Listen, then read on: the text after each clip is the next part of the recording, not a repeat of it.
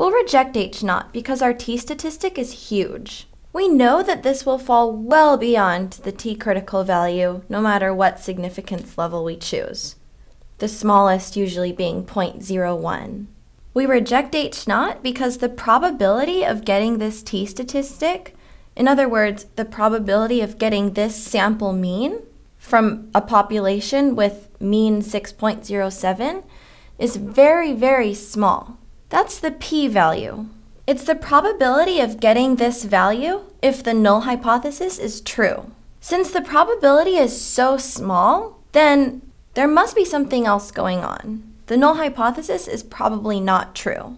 Finches with this beak width come from an entirely new population, not equal to 6.07 as the mean.